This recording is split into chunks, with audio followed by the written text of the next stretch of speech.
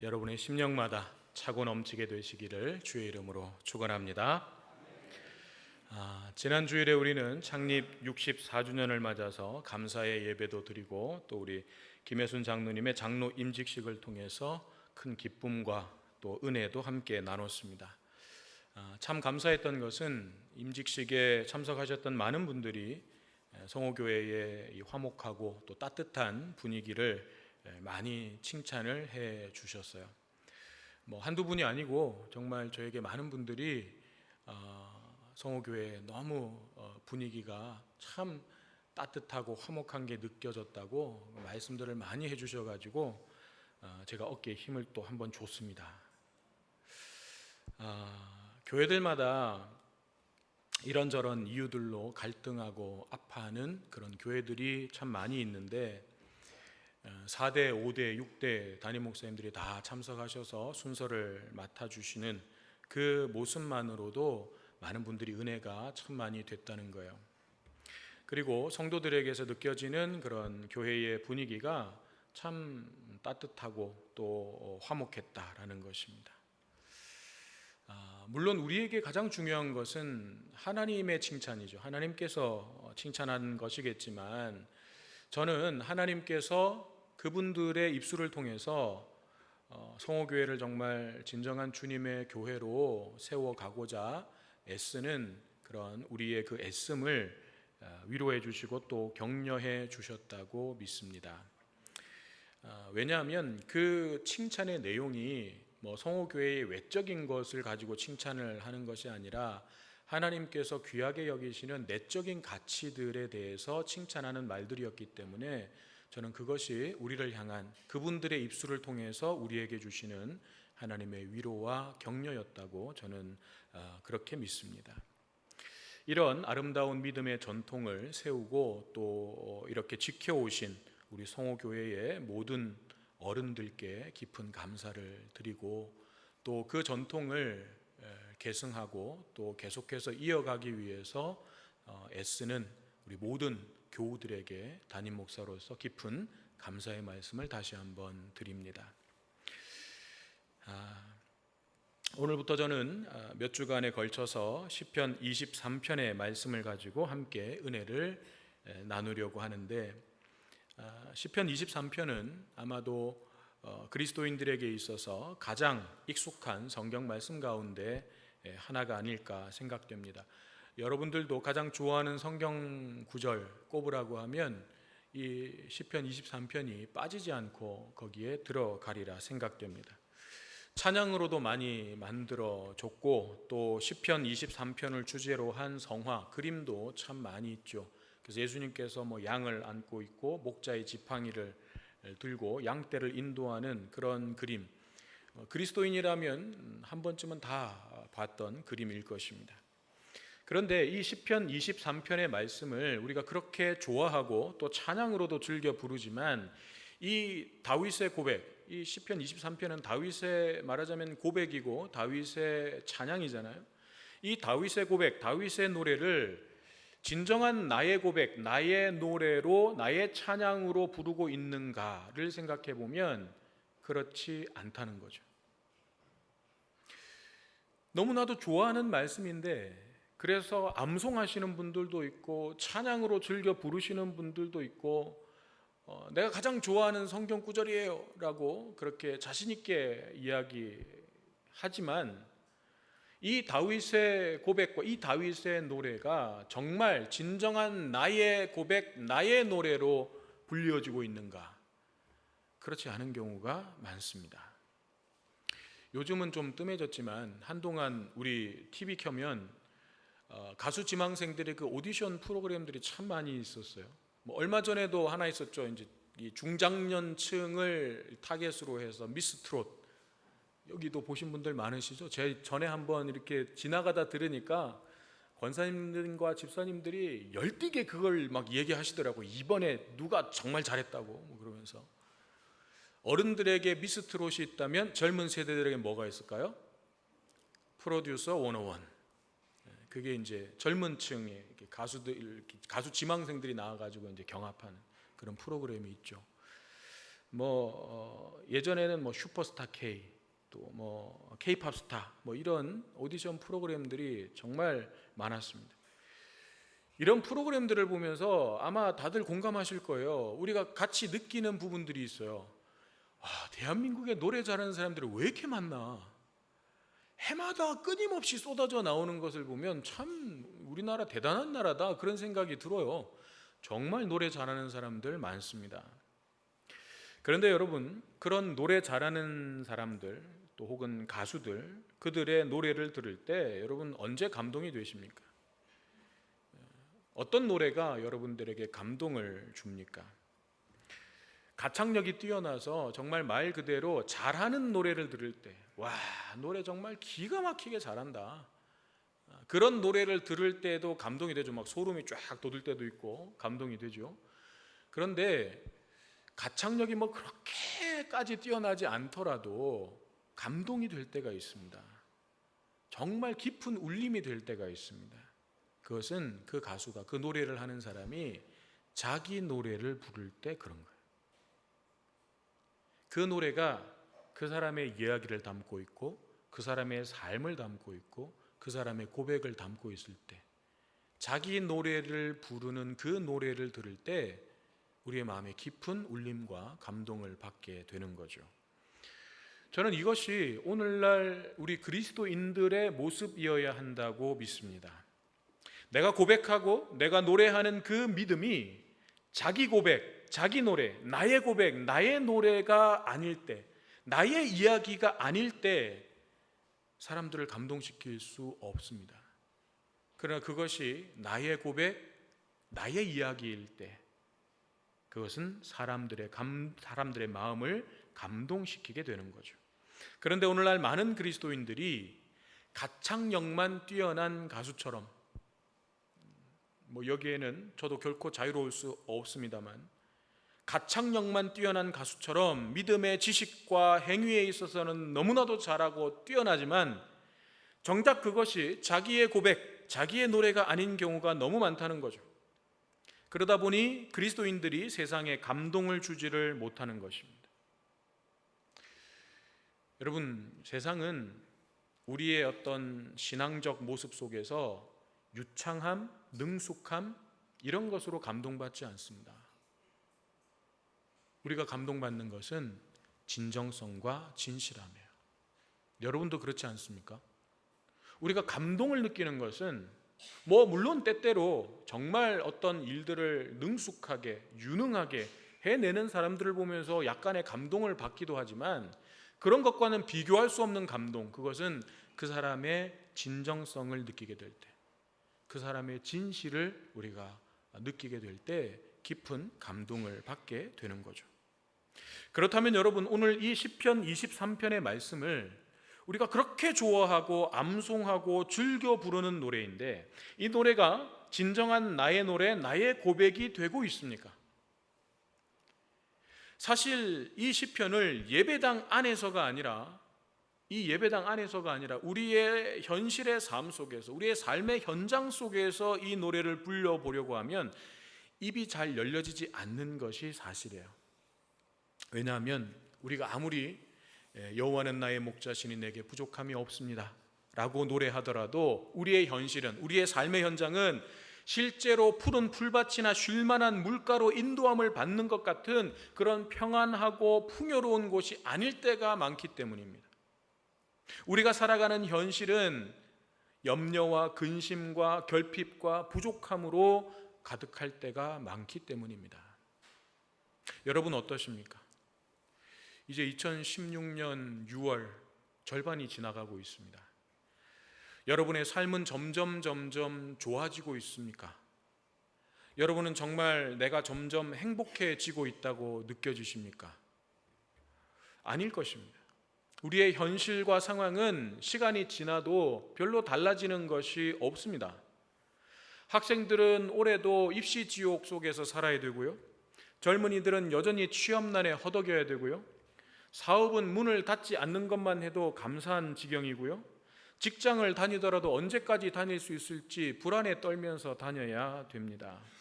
갈등과 상처로 가득했던 인간관계들 다 그대로입니다. 어느 것 하나 해결되는 것이 없습니다.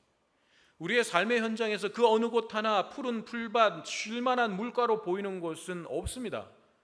우리의 삶의 현장과 현실 속에 들어갔을 때 푸른 풀밭, 쉴만한 물가는 사치스러운 말처럼 보일 뿐입니다. 어느 곳 하나 쉴만한 곳, 소망을 가질 만한 부분이 없는 것이죠. 그런데 어떻게 여호와는 나의 목자시니 내게 부족함이 없습니다라고 노래할 수 있겠습니까? 이 다윗의 노래가 어떻게 우리의 삶의 현장 속에서 내 노래, 내 고백이 될 수 있겠습니까? 여러분, 정말 그렇게 여러분의 삶 속에, 그 현장 속에서 이 시편 23편의 말씀을 나의 고백으로, 나의 노래로 하나님께 드리고 있습니까? 그게 가능합니까? 어떻게 해야 됩니까? 다윗을 한번 보죠. 그러면 다윗의 삶은 부족함이 없고 푸른 풀밭, 쉴만한 물가로 늘 인도받는 삶이었습니까? 그래서 이 시편 23편을 쓴 것입니까? 아니었습니다. 우리가 너무나도 잘 알듯이 아니었습니다. 다윗의 삶은 참으로 고달팠습니다. 억울했고요, 힘들었고요, 고통스러웠고요, 참담했습니다.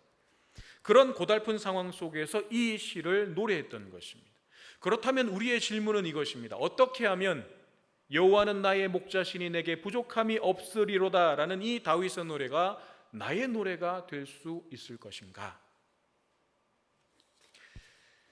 우리가 다윗처럼 모든 상황 속에서 여호와는 나의 목자시니 내가 부족함이 없습니다 라고 노래하려면 가장 중요한 질문에 먼저 대답할 수가 있어야 됩니다. 이 질문에 분명하게 대답할 수 있어야 다윗의 노래가 나의 노래가 될 수 있는 거예요. 그 질문은 이것입니다. 나는 누구인가? 여호와 앞에서 나는 누구인가? 신앙생활 하시면서 참 많이 받아봤던 질문이시죠? 세례교육 받을 때 혹은 신앙의 기초적인 내용들을 공부할 때 제일 먼저 나오는 게 나는 누구인가 이거예요. 그 교리적인 부분에서는 항상 나는 전적인 죄인입니다. 이 고백부터 시작하는 거죠. 그런데 시편 23편에서는 조금 다른 의미예요. 좀 다른 의미로 여호와 앞에서, 여호와 하나님 앞에서 나는 누구인가? 이 질문에 우리가 분명하게 답을 할 수 있어야 됩니다. 우리는 너무 쉽게 여호와는 나의 목자시니 라고 찬양도 하고 하나님 앞에 고백도 하는데 사실은 그런 고백 앞에 먼저 전제되어야 하는 사실이 하나 있습니다. 그것은 우리가 하나님을 나의 목자이십니다라고 고백하려면 우리는 또한 진심으로 하나님 앞에서 나는 하나님 앞에서 양입니다라고 고백할 수 있어야 된다는 거예요. 다시 말해서 여호와는 나의 목자시니라는 고백 앞에는 먼저 나는 여호와의 양이니라는 고백이 전제되어야 한다는 거죠. 그래서 나는 누구인가? 라는 이 질문이 중요하다는 것입니다. 당연한 거 아닙니까? 에이, 그거 모르는 사람이 누가 어디 있습니까? 여호와는 나의 목자시고 나는 당연히 그분의 양이죠 라고 우리가 쉽게 생각할 수 있는데 정말 그렇습니까? 정말 여러분은 나는 누구인가? 라는 질문에 나는 여호와 앞에 양입니다 라고 고백할 수 있습니까? 그럼 질문을 좀 바꿔보죠. 여러분은 정말로 하나님 앞에서 양이 되고 싶으십니까? 정말 여러분은 양이 되기를 간절히 원하십니까? 이 질문에도 나는 정말 양이 되고 싶습니다. 나는 정말 간절히 양이 되고 싶습니다. 라고 말할 수 있습니까? 죄송하지만 많은 그리스도인들이, 저를 포함해서 많은 그리스도인들이 양의 탈을 쓴 다른 동물로 신앙생활을 하고 있습니다. 무슨 말인가? 한 목사님은 이 부분에 대해서 이렇게 질문을 통해서 말씀하셨어요. 여러분들이 정글에서 동물로 살아가야 된다 그러면 여러분들은 어떤 동물이 되기를 원하십니까? 라는 거죠.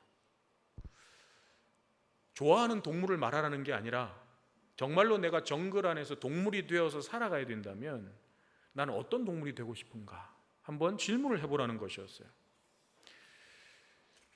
그 목사님은 아마 양이 되고 싶어요. 나는 정말 간절히 양이 되고 싶어요. 라고 말하는 사람은 거의 없을 거라는 거죠.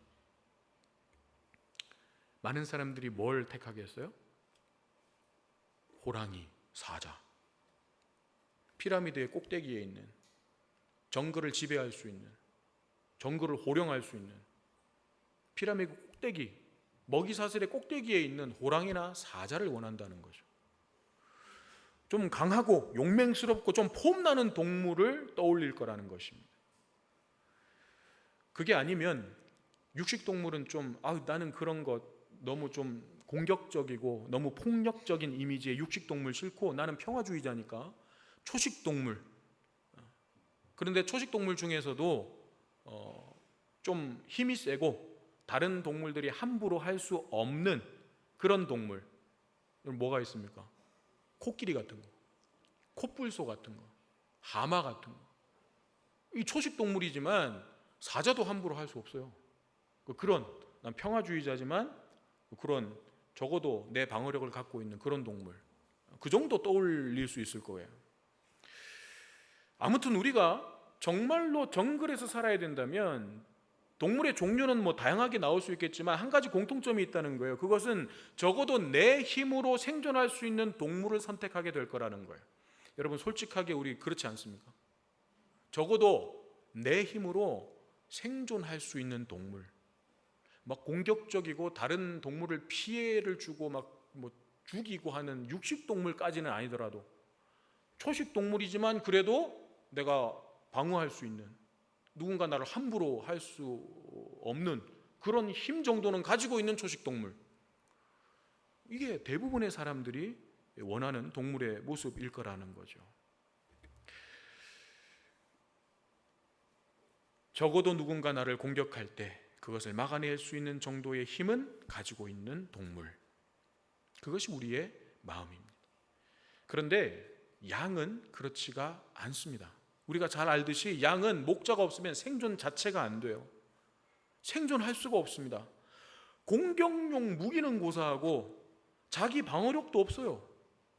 고작 양이 가지고 있는 방어력이라고 하면 털이 두꺼워가지고 맞아도 좀 덜 아픈 거? 그게 양이 갖고 있는 방어력이라고 할까요?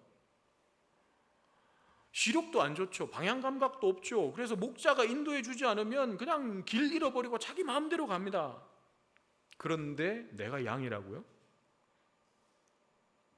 그런데 양이 되고 싶다고요? 현대인은 양이 되고 싶어 하지 않습니다.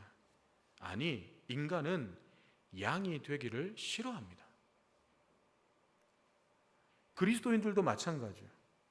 많은 그리스도인들이 입술로는 양이라고 고백하지만 실제로 그들의 삶에서는 호랑이로 살아가고 싶어하고 사자로 살아가고 싶어합니다.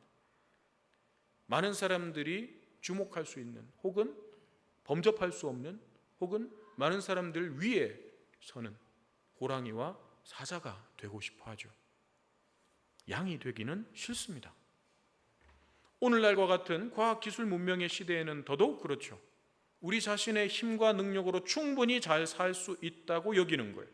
그러니 그런 사람들에게는 여호와는 나의 목자시니라는 이 노래가 결코 그들의 노래가 될 수 없습니다. 하나님은 나의 목자이시고 나는 그분의 양이라는 의미가 무엇입니까? 그것은 우리에게 힘도 지식도 능력도 뭐 다 필요 없다는 얘기가 아니죠. 그런 것들도 필요하고 중요하지만 거기에서 나의 생명이 나오는 것이 아님을 인정하는 거예요.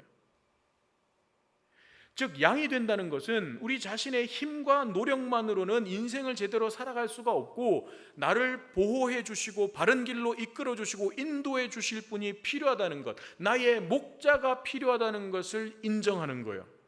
이런 사람들만이 자신을 양이라고 고백할 수 있는 것입니다. 그런데 많은 그리스도인들이 하나님을 믿는다고 하면서 자기 힘과 노력으로 잘 살아갈 수 있다고 여깁니다. 그리고 실제로 삶의 현장에서는 그렇게 살아갑니다. 그래서 하나님을 액세서리 정도로 생각하는 거죠. 나를 돋보이게 해주는 하나님, 나를 호랑이가 되게 해주고 나를 사자가 되게 해주는 데 도움을 주는 하나님, 그런 액세서리 하나님으로 여기면서 신앙생활을 하는 사람들이 있죠. 그런 사람들에게 하나님은 있으면 좋지만 없어도 그닥 내 삶에 큰 영향은 없는 정도인 거예요. 혹은 하나님을 비상금이나 보험쯤으로 여기면서 신앙생활하는 사람도 있습니다. 비상금이나 보험은 언제 필요합니까? 평소에는 필요 없습니다. 일이 터지면, 사고가 나면 그때 필요한 거죠. 어려움이 닥치거나 급한 일이 생기면 꺼내서 쓰는 게 비상금이고 보험이에요. 인생의 사고가 터지면 그때서야 하나님에게 연락하는 거죠. 하나님을 비상금이나 보험처럼 생각하는 사람들입니다.